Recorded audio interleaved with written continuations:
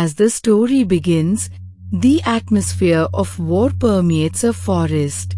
The conflict rages on between humans and the creatures known as the FA. They are humans, but with some distinct differences. The pigs have wings that allow them to fly, while the Deepak resemble sheep. At this time, humans had captured Phelan illegally, and they were taking out the Fars from their dot. They were being shot and fired at.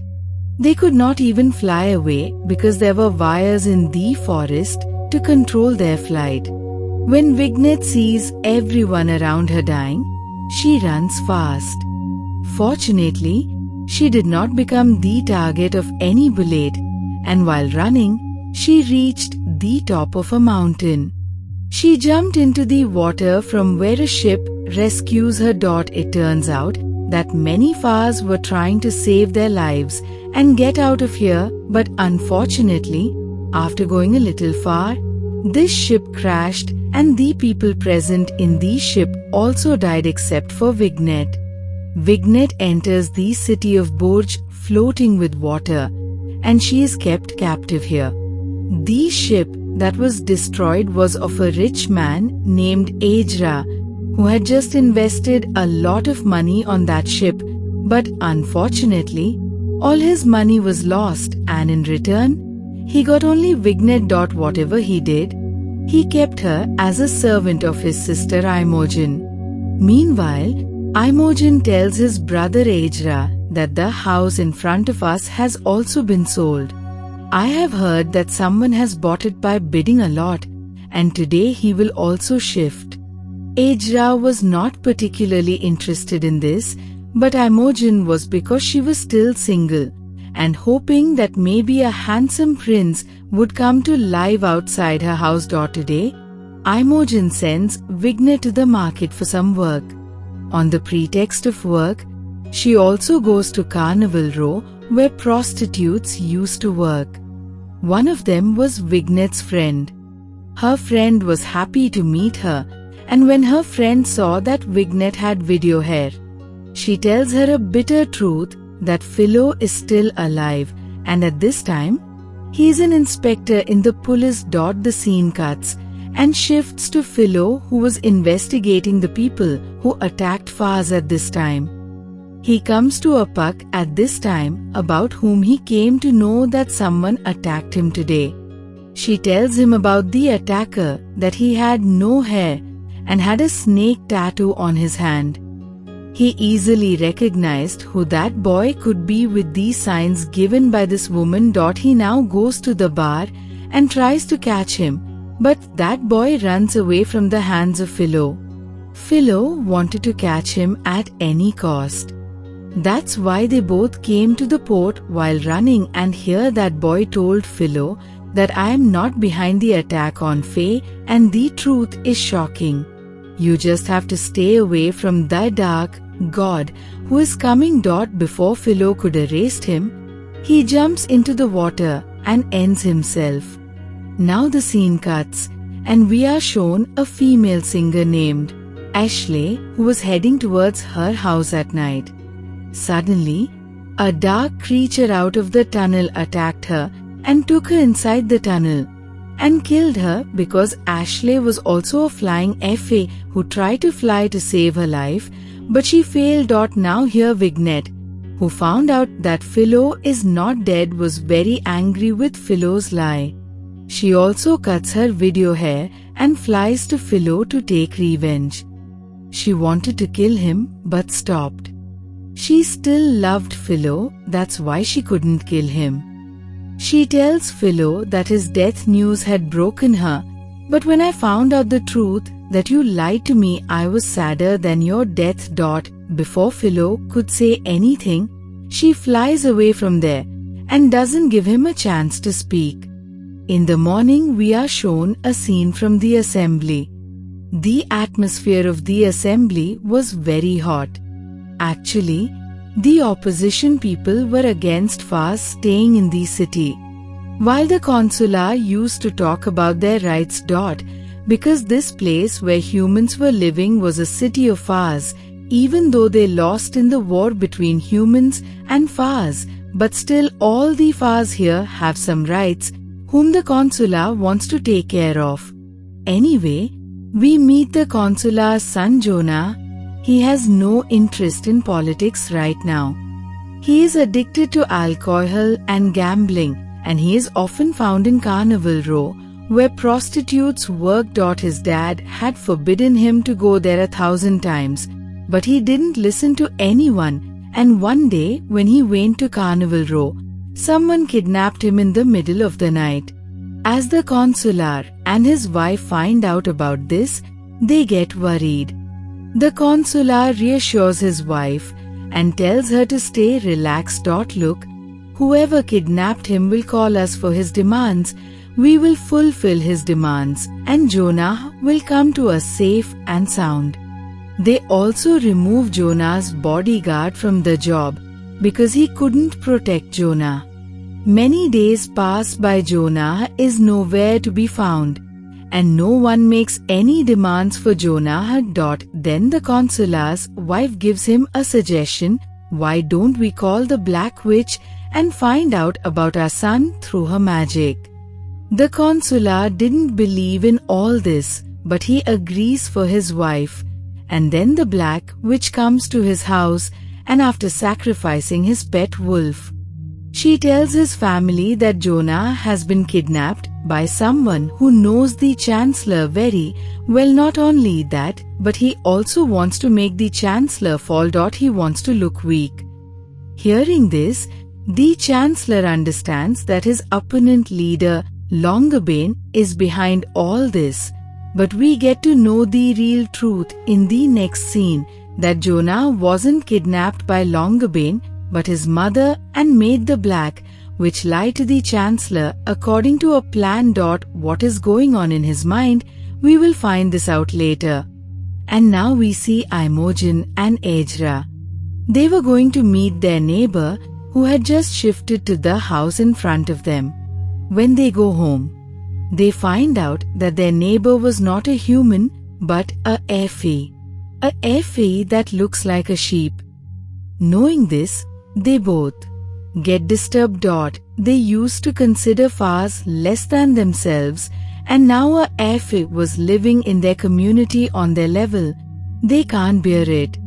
So they call their lawyer so that they can get Effie out of their house, but no such law has been made yet, according to which a Puck can be thrown out of her house. Although that Effie bought that house. We get to know that Puck's name is Grace, who helps Imogen in the rain by giving her an umbrella. But here we feel that Imogen doesn't feel comfortable standing with her.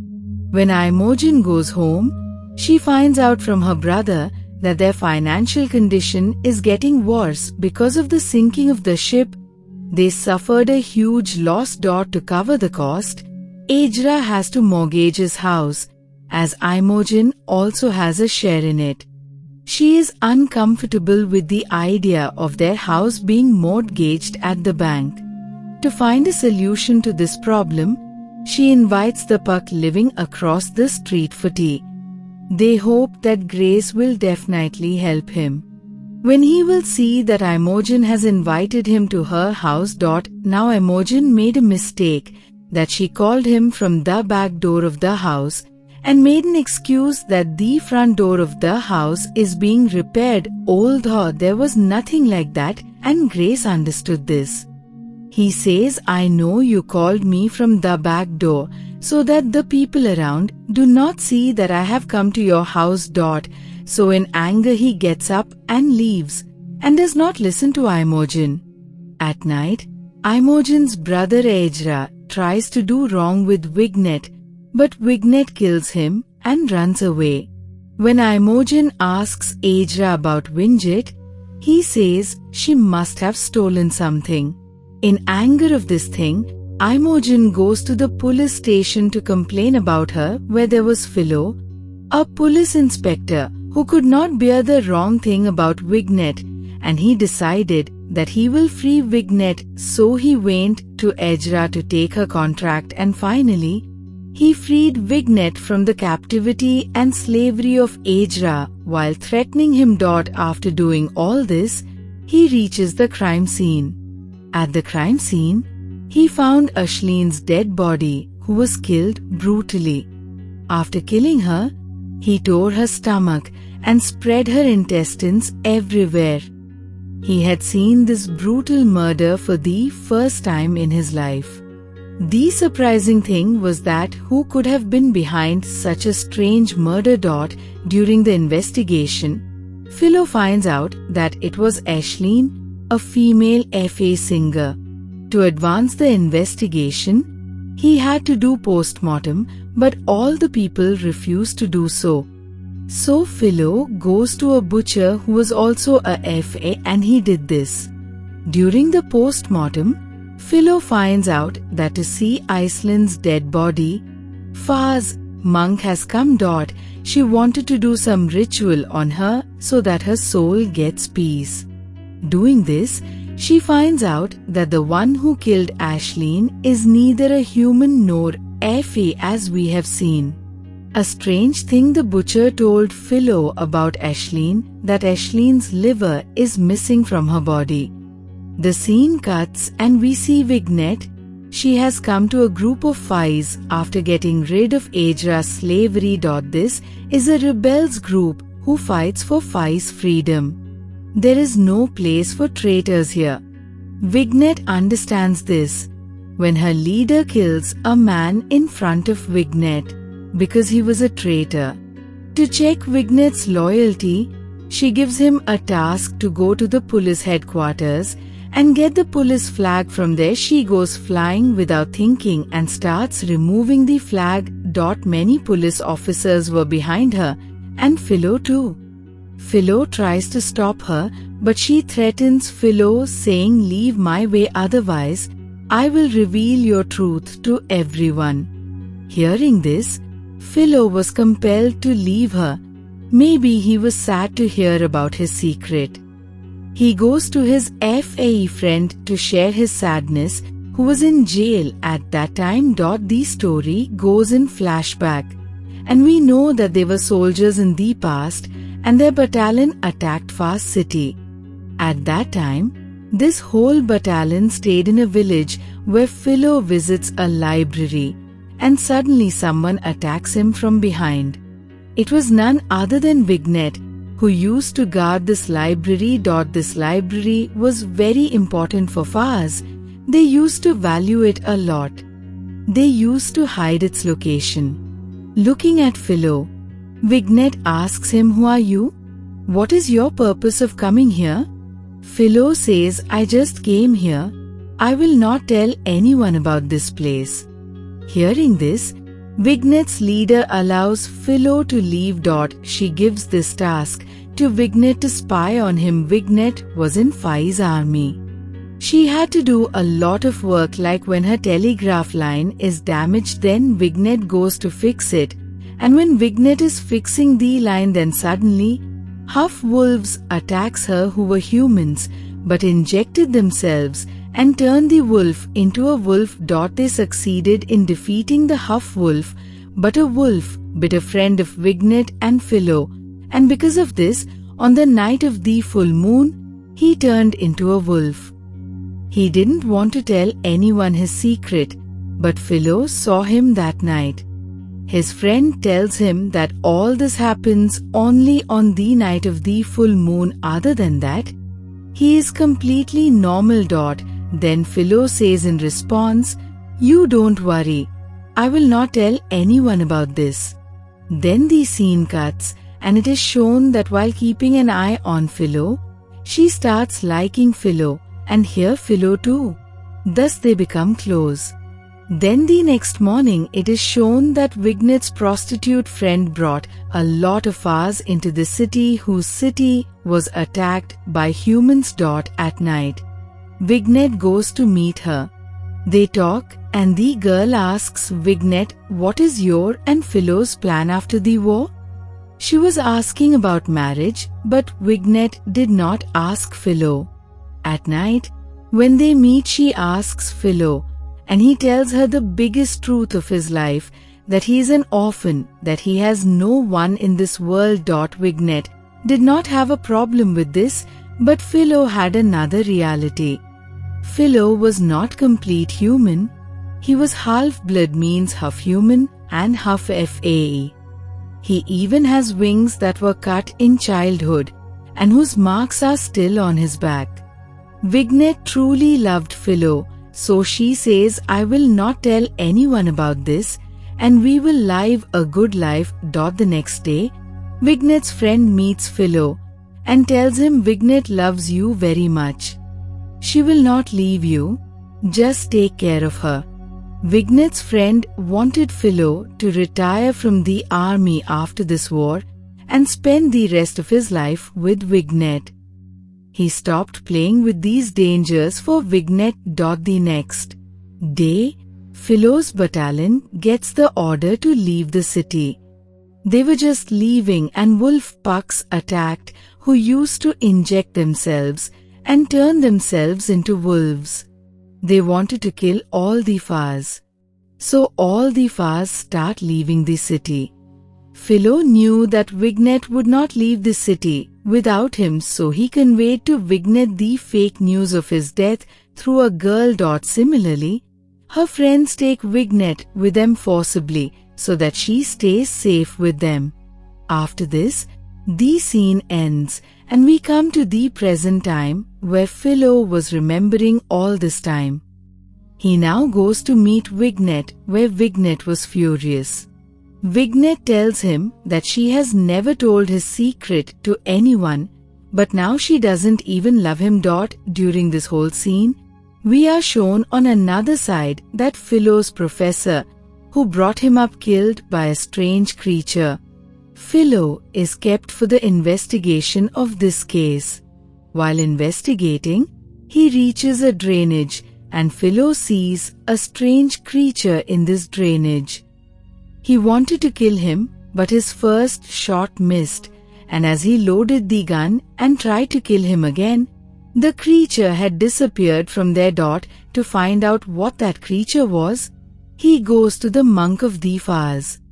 He told Philo about such a creature at Ashleen's post-mortem, but at that time, Philo did not trust him. Upon questioning, the monk tells him that this creature is a darkshar. This darkshar is made by combining the organs of dead humans and animals and then given life through black magic. He still didn't believe in this theory. How would he have believed if he hadn't seen it himself? So he goes to the Dark Witch and asks her to make a darkshar. The Dark Witch tells him, "I will create that creature, but I will need some parts from your body. This creature will only die when you die, as it shares the fate of its master. The Dark Witch also informs him about the darkshar, which has previously attacked people. It consumes their livers to extract all the hidden information within them. After this, he returns to the police station where his duty was to investigate the murder of his professor. He goes to the orphanage where he learns from the headmaster's assistant that the headmaster used to go to Carnival Row every weekend. In Carnival Row, when Philo goes to meet the girl he was in a relationship with, he finds out that the headmaster never stayed with her. A doctor used to come here to meet her, who now works for the police headquarters. The scene cuts and it is shown that the doctor he was talking about, Darkshar, holds and kills him. This completely disturbs him. His case was not being solved. Where he got the clue, the Sam clue was killed. Anyway, when he investigates the doctor's clinic, he finds out that doctor was more famous for their other jobs than their treatment, such as getting abortion illegally, changing people's genders, and showing Fars like humans by cutting their wings or horns. After knowing all this, he understands that in his childhood, it was the doctor who cut his FAE wings, and now, with some evidence from here, he finds out that Ashleen, who was a Phi singer, and the first person who was killed by Darkshire was Philo's mom. Knowing this, he was shocked. Another thing that scared him, he realized that all the people who were killed by Darkshire had a deep relationship with Philo, like Ashleen was his mom. The headmaster had raised him like a father since his childhood. And the doctor was a friend of both, the professor and Ashleen, and he knew all the secrets about Philo. After this, Philo meets his mom's old friend, who used to show dramas to others through his creatures, and Ashleen used to sing songs with him. He says years ago, Ashleen stopped working with him, and there was a big twist in the story. Behind this dot, it was that the Chancellor used to like Ashleen. Ashleen spent a lot of time at his house, and then she suddenly disappeared so that she could give birth to Philo. Now after all this, we see Grace, who lives in front of Heir and Imogen's house. He finds out from his neighbor that Imogen's family is going through a difficult time. Knowing this, he understands that Imogen called him for help, not to insult him. As soon as he realizes this, he goes to apologize to Imogen. Here Imogen also tells him that she has no objection on Grace being a FA. She just likes Grace for his goodness. Here Grace agrees to help Imogen, but only on a small condition, that Imogen will help her to get along with the people here. Imogen agrees and arranges a tea party at her house the next day, in which she invited all her rich neighbors. In this party, she called Grace as the chief guest. However, Heir, Imogen's brother, was not happy with this decision. Then Imogen says, "Look, I have a share in this house, and I am not at all comfortable with you leasing my property in the bank. Grace is helping us, and we need his help."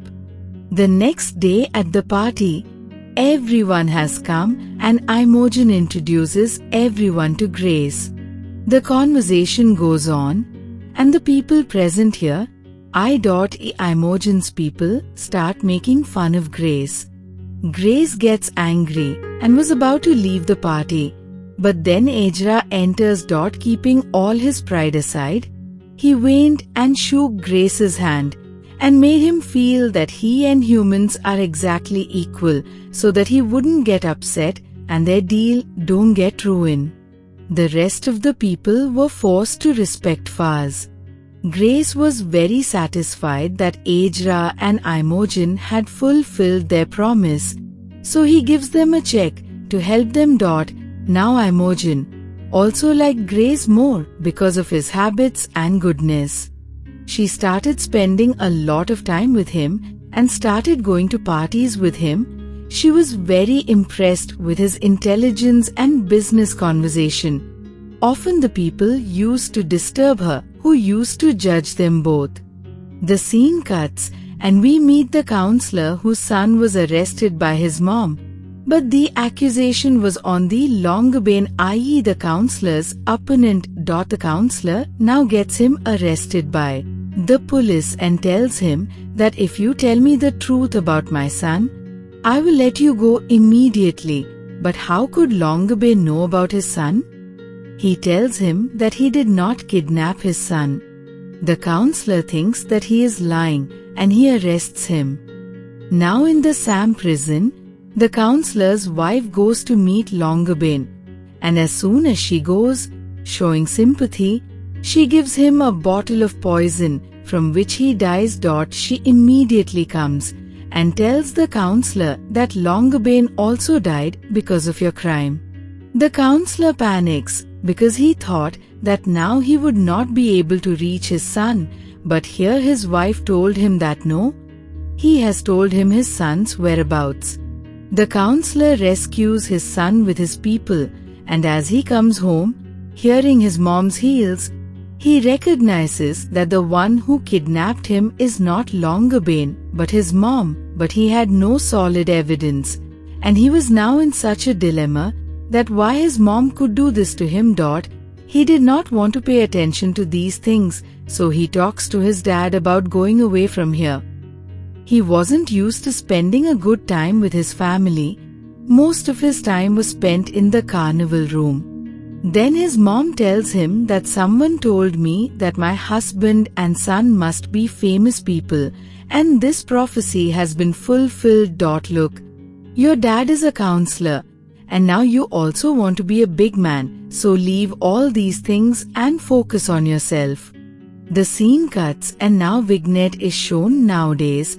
The FA group with which she was working often sees Vignette with Philo. They don't know that Philo and Vignette have a secret relationship, but they assume that Vignette is definitely giving the news to Philo to the police. Their news had been leaked for a long time, and we already know that no traitor has a place in their group. They were about to kill Vignette when Vignette told them that she had never given the news to the police. So in response, she says, if you are not involved, then tell me who the informant is. If you bring his address and cut his wings, then your life will be spared. How does she discover the informant? She gets worried and goes to her friend, and her friend now meets Philo to help Vignette. She tells Philo, whoever gives you news, tell me his name, otherwise Vignette will be killed. Philo did not want to tell his name, but to save Vignette's life, he told his informant's name.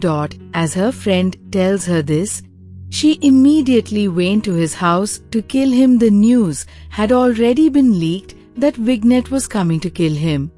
So before Vignette came, he was ready. As she came, he attacked her, and before he could cut Vignette's throat, someone shot him from behind. Looking back, it discovers that it was Philo who had come to save Vignette. Now Vignette cuts that man's wings so that she can give it to her leader as proof. Philo drops her off near her home, and she is spared after giving the correct address. The next day, Vignette discovers that the library she had dedicated her life to protecting is now on display at the Burkish Museum. Upon entering, she breaks down in tears at the sight of her books because the secrets they once held are now exposed to everyone. Vignette was seeing all of them, that she was being arrested here. The guard of the counselor's son, who was fired by the counselor, also joins a group of Fars. All the Pucks used to stay here who believed that humans would never accept them. Meanwhile, they see the proof at the same time when a human tries to beat a Puck badly, and then at night, this whole Pucks group catches that human and kills him by doing an evil ritual. The scene cuts, and the counselor's son was now very sincere for his future. He had left the wrong job, and now he wanted to study, and teachers were being found for him. Ashleen's friend, whose creatures were caught by the police because he didn't have a license to keep them. He didn't have a job, so his friend suggests him to become Jonah's teacher. Jonah accepts him because he was very different from others. Here when Aedra sees his sister Imogen so much involved with the Puck Grace, he tells her not to meet him and to be careful because humans and Fars had some difference, but Imogen started to like him and Grace too. That's why they don't think about the world and get closer to each other. Here in the assembly, a new character is introduced who is Sophie, the daughter of Longerbane. Longerbane is dead, so Sophie has taken all the responsibilities and she is against Fars, and in the assembly, she opposes the consular. Jonah, who was watching the assembly from the library, is very impressed with this girl. They meet each other, and then Sophie tells Jonah that she has no interest in politics, but she can't even let her dad's supporters go to anywhere else. They talk here, and both of them realize that their habits are very similar. They wanted to be friends but couldn't because their parents were enemies, And even though they didn't want to, but they had to continue this envy relationship. Time goes by and they keep meeting every day, and then one day they get close to each other in the library. Here the scene of the police station is shown where Philo's seniors are talking about his progress. Philo hadn't made any progress on the given cases, and they feel that Philo must be doing corruption. Now the seniors give the job to spy on Philo to his son, because Philo was a paying guest at his house and they were friends. But when this girl found out that Philo is a half-blood, she ended her relationship, and today she tells the Sam truth to her dad, Philo's senior. Now another man comes here and tells Philo's senior that Philo has made a darkshire for him, and he wants to hide all the killings, and Philo knows the reason behind it. Philo gets arrested by his department because of all these things, and the seniors deliberately lock Philo in human cell so that all the people kill him, knowing he is a half-blood. But now the senior's daughter was sad, that's why she told everyone the secret of Philo. That's why she goes and tells her dad that she lied and Philo is not a half-blood. I was angry at his betrayal, that's why I lied to you. After hearing this, Philo's senior offers to get him out of here and says, if you swear that you are not a half-blood or a Phi, then I will get you out of here. Philo, who was hiding the truth for but these years, was tired of this. He didn't want to hide it anymore, so he tells his senior that he is a Phi, a half-blood whose wings were cut in his childhood. Now here, the order was given to kill him for his crime, while Vignet, who came to meet him, was also arrested. And when she sees Philo going out of the cell in the handcuffs, she starts crying because she felt that Philo would be punished. Philo himself felt the same, but instead of being punished, they take him to another room. Philo meets his biological father, who turns out to be none other than the counselor, his real dad, who still loved Ashleen, and he felt that Philo killed her, but Philo tells him that he didn't kill Ashleen, and Philo asks him that if you cared so much about my mom, then why did you leave her? Why did you let me spend my life like an orphan? Then the counselor loses his patience and tells him in tears that his dad threatened to kill Ashleen and said that if he didn't leave her, then he would kill Ashleen. Just for the sake of her life, I left her. He says, I didn't even leave her.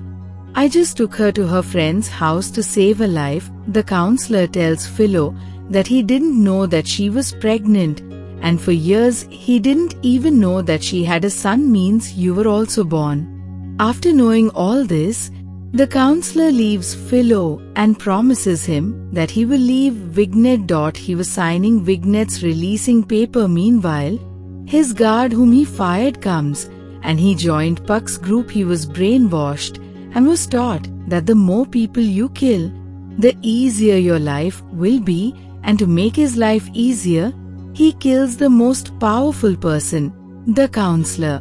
Meanwhile, the counselor's wife and son conflicted because Jonah wanted to marry Sophie, Longabane's daughter. His mom didn't agree to this. When Jonah forces his mom, she has to tell him the truth, that Sophie is his half-sister. Hearing this, Jonah was shocked.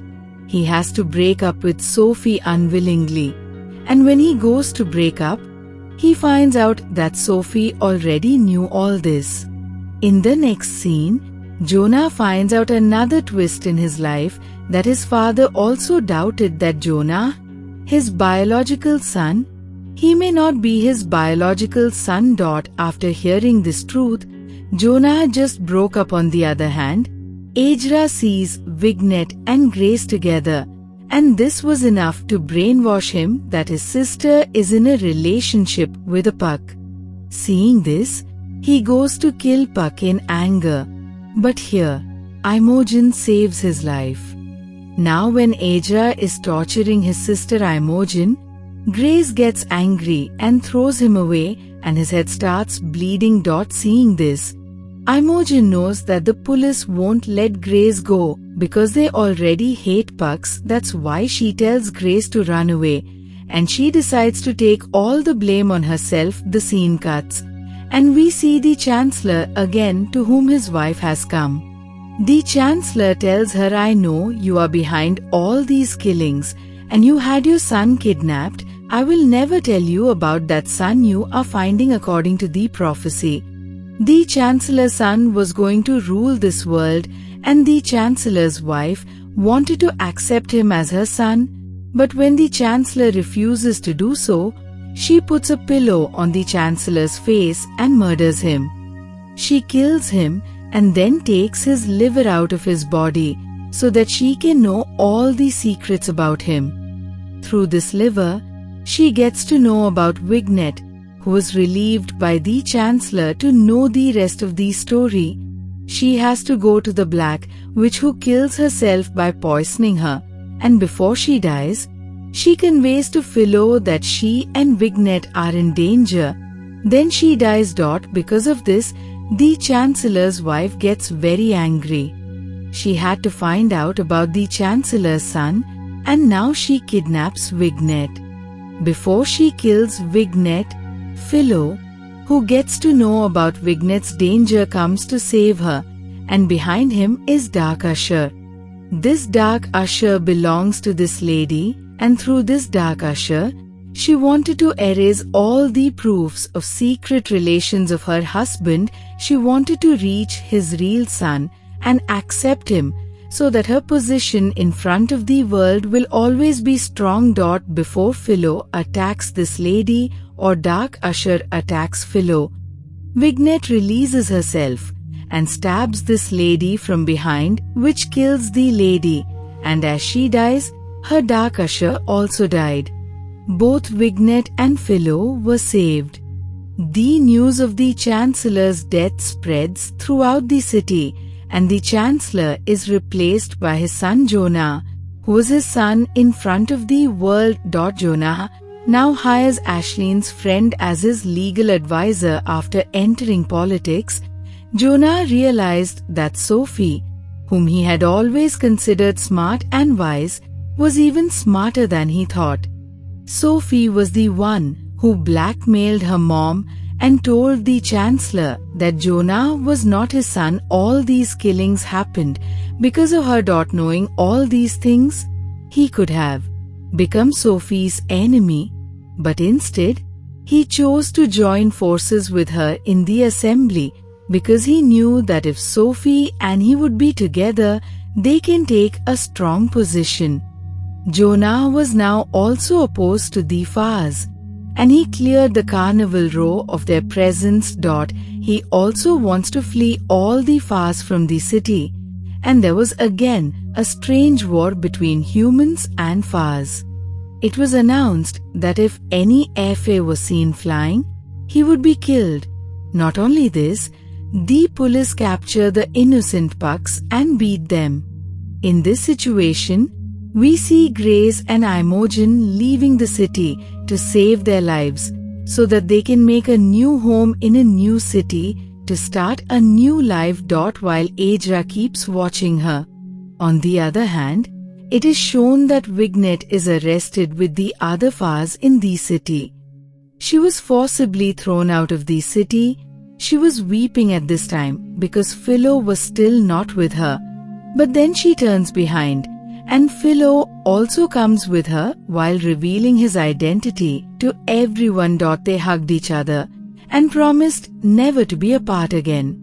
The season ends with a scene showing Philo alongside Vignet and all the other Fars.